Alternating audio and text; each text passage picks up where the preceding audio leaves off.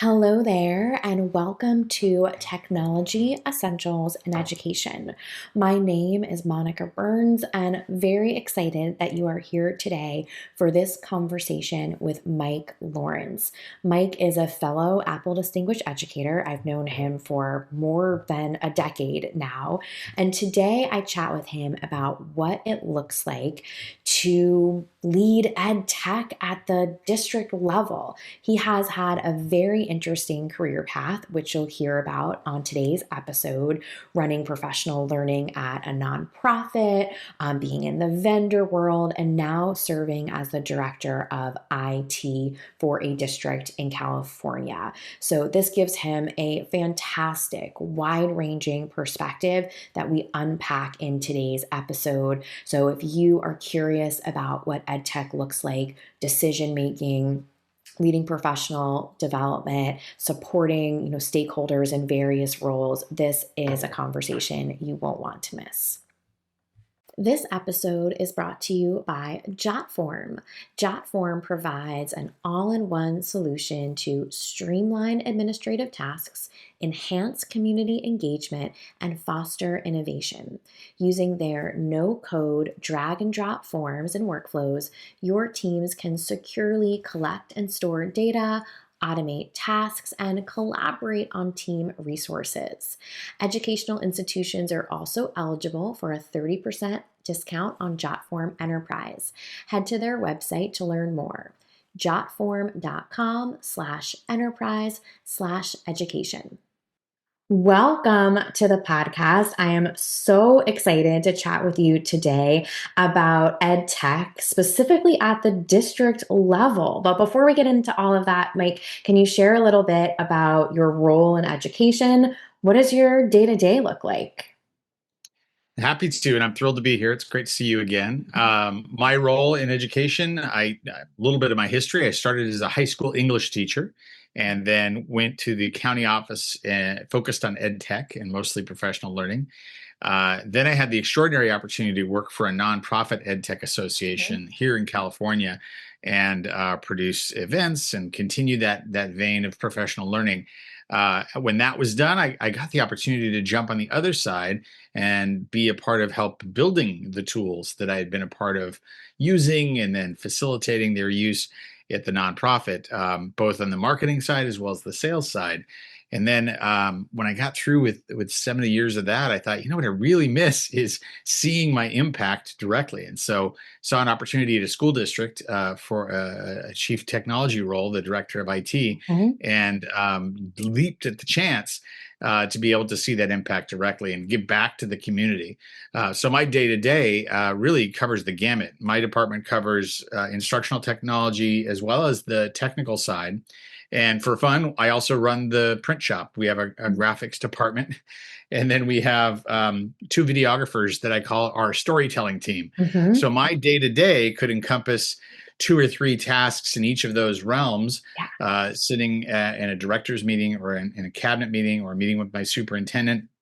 It's a very tightly organized district, and they value technology. So I feel that my role is heard and sought in most of the conversations, which is ideal. It's what I've Yeah. told folks. This is how I would structure a district technology role if I had the power. So it's been a blast. It's not boring, and no day is the same. I'll tell you that much.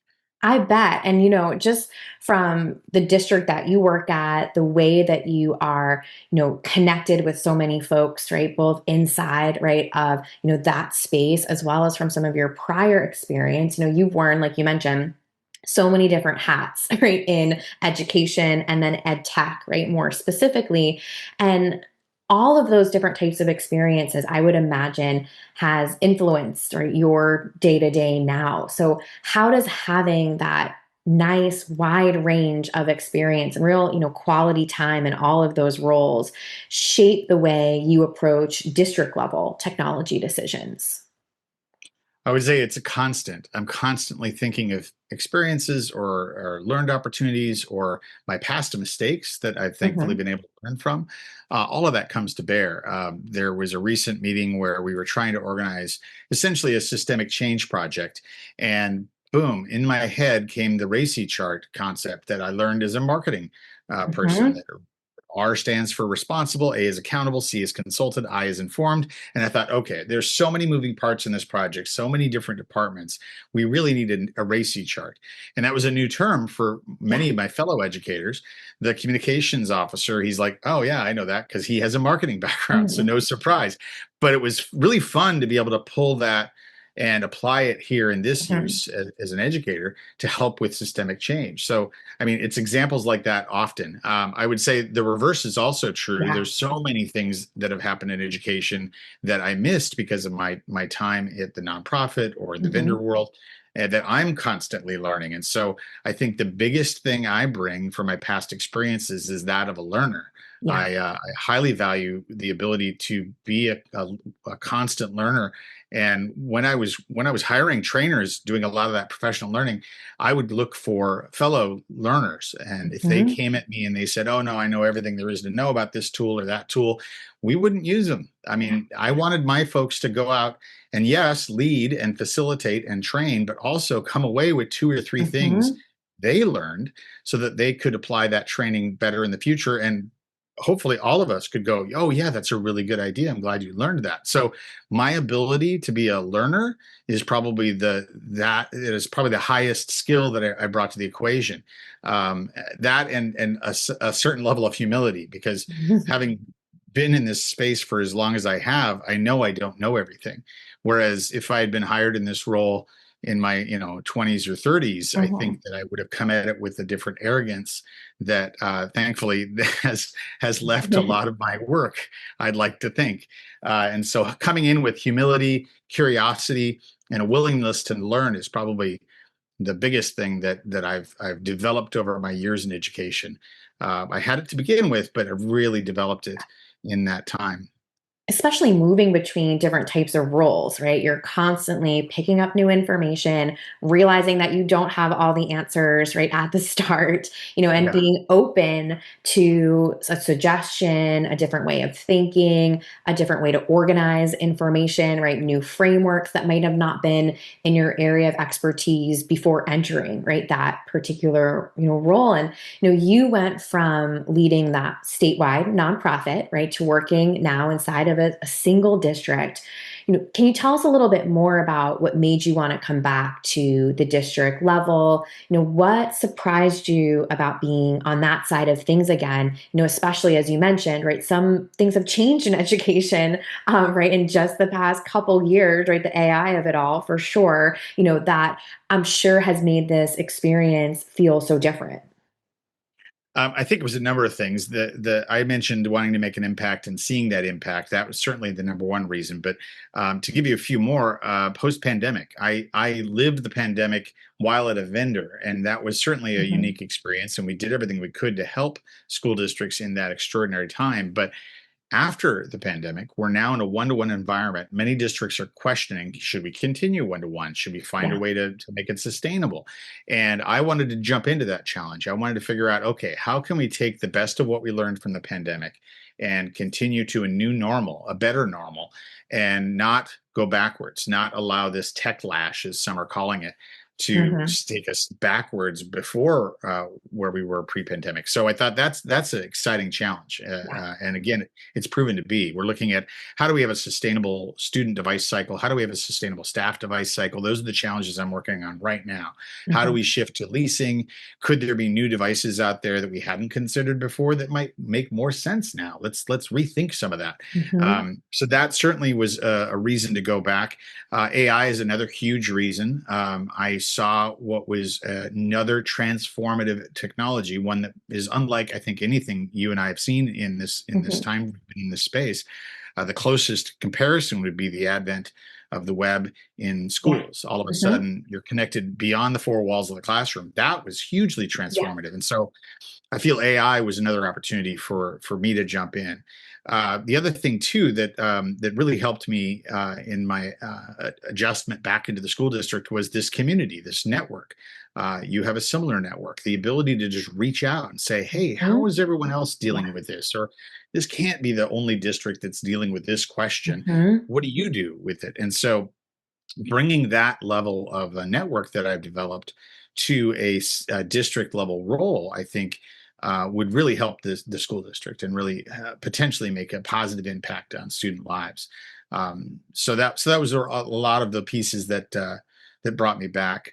I kind of would like to end my career, Mhm. this close to students rather than go back out and consult or work in the vendor world. So that's the final piece, is that I was Yeah. starting to look at, okay, how many more years before I, Mhm. I retire, and where would I like to do that? And I thought, yeah, okay, I've got a good number of years left. Let me apply to the school district. And just, it's so interesting you said too, just about your network, right? And being in a position in your career where you have a network that you can really lean on, that you can bounce ideas off of. Someone working in a district that might look really similar to yours or might look very different to yours, or, have different kinds of state mandates or different trends that are happening right in their region. And so it's such an interesting point that you made about kind of your list of reasons or considerations that you were kind of taking into this shift, is that you're now at this point of your career where you'd have plenty of people. Maybe it's asking for help, maybe it's asking for ideas, maybe it's just sharing, right, what's happening. And maybe someone will then reach back out to you once they try the same thing and it went a different way, right? So Yeah. there's so many benefits to being at that stage of your career with that kind of network now in a district role. And you mentioned earlier about your role including a few different components. And so I'm wondering, what does the relationship look like between the IT department and the academic services team in your district? It's not always the case that that's similar everywhere you go. And Yeah. how do you make sure the technology decisions are truly driven by teaching and learning goals rather than the other way around? Well, I was very grateful that in my research on ABC, and then when I arrived, it's clear that they built it the right way. IT reports up through academic services Mhm. rather than business services or the CBO, which is true of many districts, and has a direct relationship with the superintendent. I serve on cabinet. The superintendent and I meet monthly, as well as I Mhm. do with the CBO. So even though I don't report on the business side, Yeah. we all know how important infrastructure and technology play a role together. So I meet with him monthly, and I meet with my superintendent as well. So that's a really good a groundwork that ABC had already established before I got there. They saw the value of technology being in the room where those decisions are made, and so all I could do is take and expand on that. Mhm. My direct supervisor is the assistant sup of academic services, and we have a solid relationship. And I think she values what I bring to the table, and I certainly value her years of experience and leadership. So it's very good. And I think the point you made about seeing the students as driving the use of technology is crucial. And so I brought my whole team together, my first department meeting, and I clarified who are our customers. I asked the team, and I wanted to hear where they landed. And I was very grateful that they pretty much offered up students, Yeah. parents, and supports and the staff at the school sites. Those are the first three they said. Yeah. And I was like, correct. That is the correct answer. Well Mhm. done. This is a great department. So I inherited a fantastic team that my predecessor had built, and I'm just hoping to build upon that. But I recognize that's not always true, and so Right. I try Yeah. to, yeah, I try to connect with others that might be in different environments and see if I can offer up suggestions and ways that they could be involved. I did a session at a conference about MTSS Mhm. and essentially trying to demystify it to ed tech folks like myself, Yeah. because I'm an integral part of that. I would like to say, and our LCAP plan, which is our local control accountability plan here in California. And so the two are inextricably linked. And of course, because technology is like oxygen, it's throughout, right? You Yeah. can't not involve your technology folks as you're putting together that data, but Mhm. also as you're examining how students are acquiring literacy skills and how they're Yeah. developing. And so all of those pieces play an important role. And so this in the session, I felt like I was the MTSS whisperer and said, here's why you should be involved. Here's Yeah. how you can help. It's not just you're good at spreadsheets, aren't you? It's that is of course a part of it, but Right. Yeah. but far too often that's the one The and only only, reason. right. Like, Yeah. let's Uh-huh. bring in the ed tech person. They're good at Uh-huh. They spreadsheets. know how Excel So works, right? Yeah. So it's like, here's the many things that you know already that you can apply here. Hmm. And so I brought things up like design thinking, which is very Yeah. popular. We've seen a lot of design thinking sessions at EdTech conferences over the year. Well, here's how it fits in with MTSS. This is what it looks like. Yeah. Oh, by the way, UDL, Universal Design for Learning. That's something that we as EdTech folks are very fond of. We were early adopters. Well, many districts are just starting to roll that out. So guess what? You become the local expert. Yeah. If there's no one else in your district, you can step up and say, I understand what it means to, all means all, and I understand how to create a tool that helps, yes, those with different needs, Hmm. diverse learners, but also all the other students can potentially Hmm. benefit. All the captions, right? You think about how beneficial Absolutely. Right. captions are to all learners, not just Hmm. those with hearing impairment.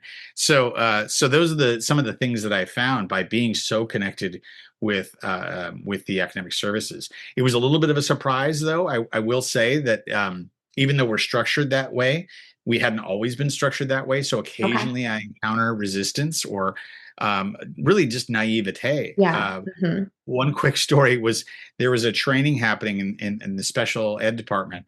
And I said, oh, could I send one of my folks to your training? And they said, oh, no, we're fine. We don't need tech support. And I was like, no, no, no. Right. I want, I Yeah. want, I want them to go and learn because Hmm. when you run into trouble or you need an Yeah. account set up for that, I want my people to know. So I'd love to send someone to sit next to your people Yeah. as a learner, not there for tech support.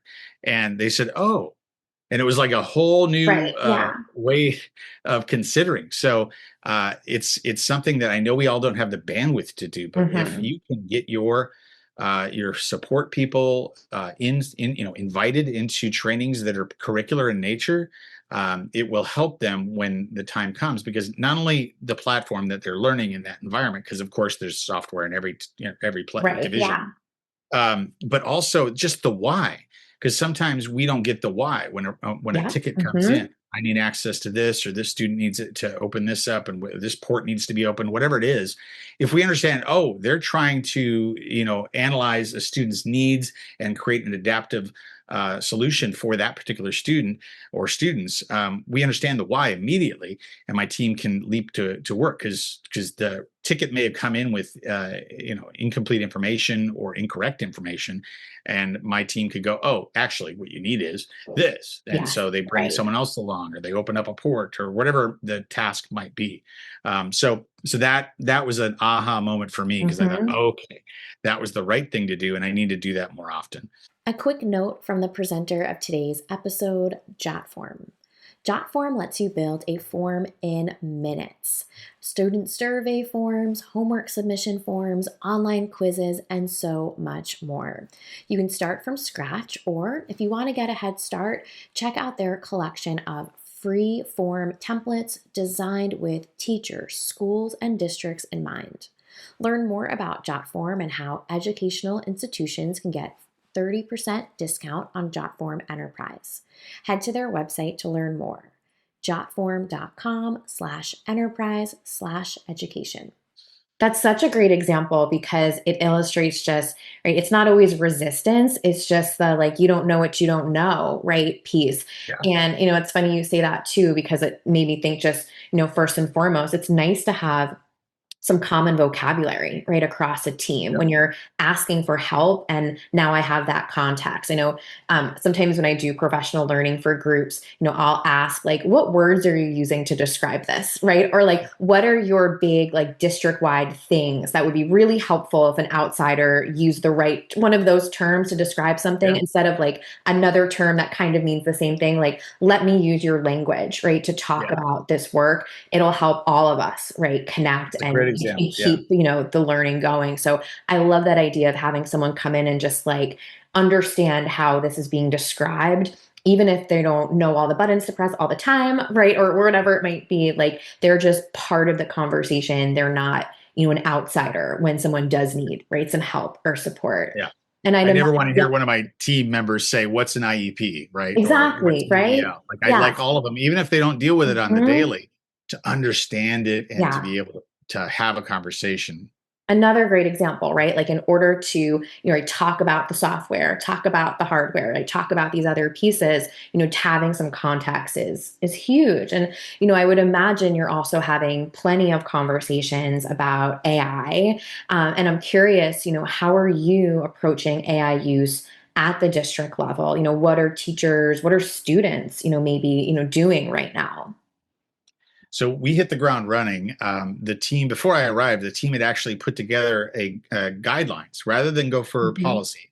As many districts, you and I know, have decided, as we did, guidelines are the best route because AI Yeah. is changing weekly, if not daily, and guide policy is way too slow to change. So let's make broad as possible policy, and let's provide guidelines, guardrails, whatever the language you Hmm. want to use, to give those tools and resources to teachers, to administrators, to support staff as quickly as possible. So I was grateful that we already had a document. It was already aligned with where I landed on it, that AI really is best utilized when a qualified human is working with it, Yeah. understands how to ask the right questions, understands Hmm. how to ask AI to analyze its own bias. Yeah. And so we had this equation when I arrived: HI plus AI and human intelligence plus Hmm. artificial intelligence. And we've now revised it to be HI plus AI plus HI plus AI and so on, Yeah. And because just, I like that. Hmm. it's an iterative process. And you can't just do one query and then go, okay, great, copy paste. It's not that. It's always, okay, well, let me check here. Let me adjust Hmm. this. This is not my voice. Can you check your own data? Because I've caught AI being wrong many Oh, yeah. times. Right. And Just even the it's, "are you sure" yeah, response, right, can yeah. make a big difference. Yeah. Sure.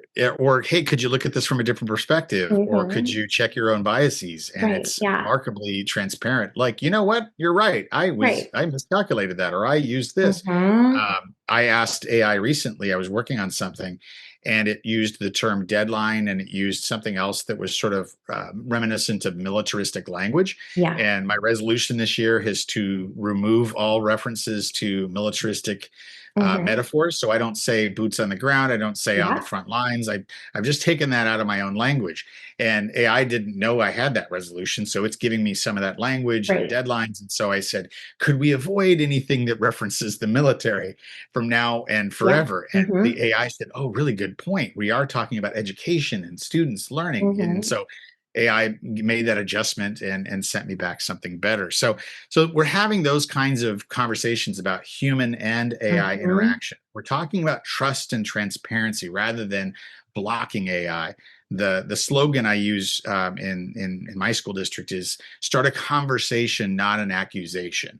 Yeah. And we give them tools so that the teacher is asked to post a badge when they publish an assignment or slides or review questions, if they used AI to develop those, and be open about it. Yeah, Yeah. yeah, Hmm. I had AI generate a list of 10 Yeah. quiz questions to help us study for the exam together. Here's my badge that says I Hmm. used up to 40% AI. Then when you ask the students, okay, I'd like you to Hmm. present your assignment or give me back your work. Tell me if you used AI. Yeah. They have a badge and a language that they can have that conversation, because the humans, the teachers especially, are the best AI detectors. Oh, yeah. And we Hmm. know that the technological AI detectors are flawed. Yeah. They're often biased Hmm. against second language learners. I will say that I haven't won over everyone. There are teachers Hmm. that are like, everyone put away your Yeah. computers. We're going to have an essay today, get out a piece of paper. And I'm working with them. I think that there's a time and a place for that. Maybe at the beginning of the year as a baseline, so you understand what your students' writing looks and sounds like. But I'm trying to get them to move forward and be comfortable with acceptable use, ethical use of AI. If you know that student, so I taught English, right? So if you Yeah. know that this particular student has trouble with transitions between paragraphs and thoughts, Hmm. then maybe have them work with AI to offer some alternative transitions once they've written their paragraphs. Yeah. Not Don't have them write the paragraphs, right? Have them say, okay, Mike, your transition is a little clunky here between point two and point three. How about this? And so that's a great way. Yeah. And then the student could report back, hey, Mr. Lawrence, I used your Hmm. suggestion. My transitions hopefully are better because I worked with AI and I learned in the process not Yeah. to repeat, besides or another, like the same Hmm. transition words.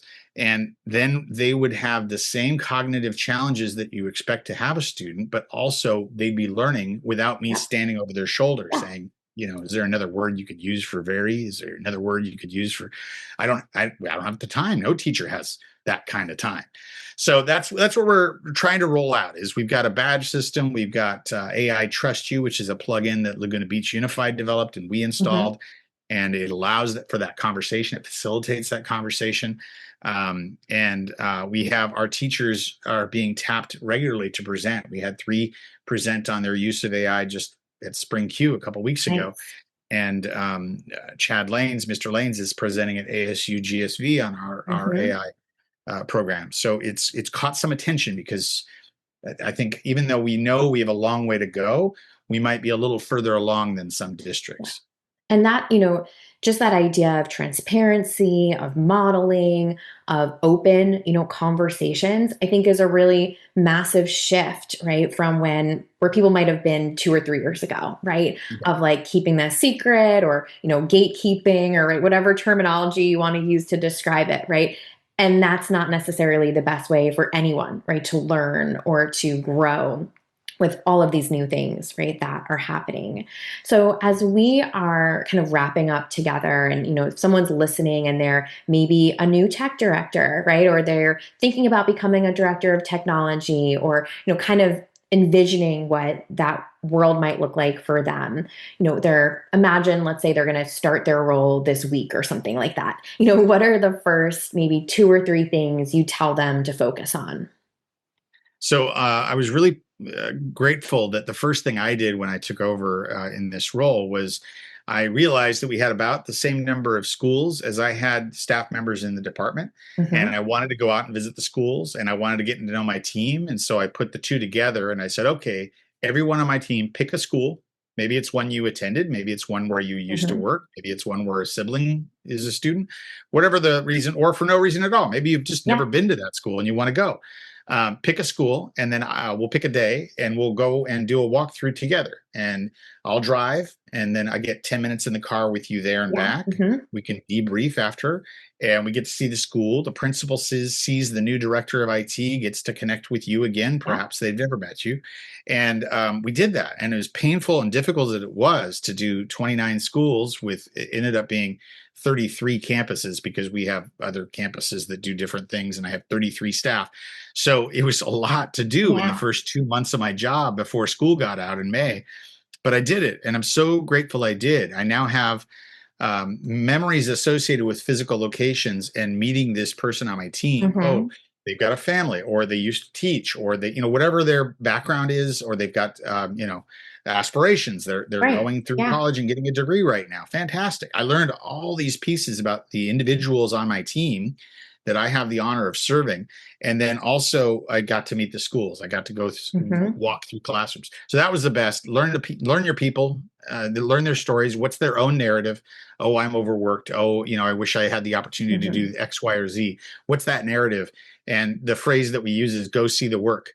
Because in those journeys, I discovered and I asked a couple naive questions, and I'm still working through trying to shift our thinking on some of those from Yeah. that first couple of visits. Another is just look for systems debt.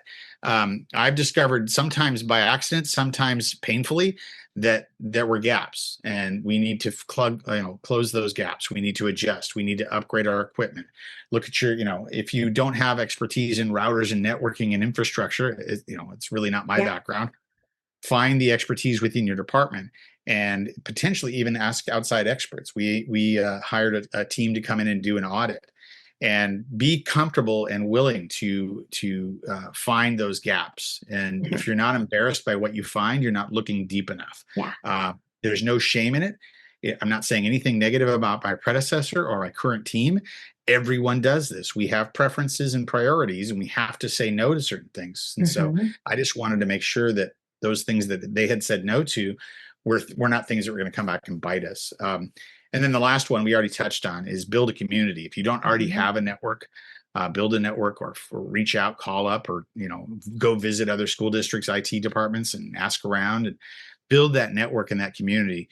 So you have, a place to learn, but also someone to lean on. Like, hey, how did you guys deal with this? Or have you been having these kinds of cyber attacks? Or what are you looking to do next? With ADA compliance for your website and whatnot. So that community can be super helpful in practical ways and also help you vision out for the future, especially if you find folks that are more innovative than you are. Yeah. Like, seek them out. And certainly offer to help as well. Don't just go to take, because it's a two-way street. But those would be the things that I'd advise. It's a big job.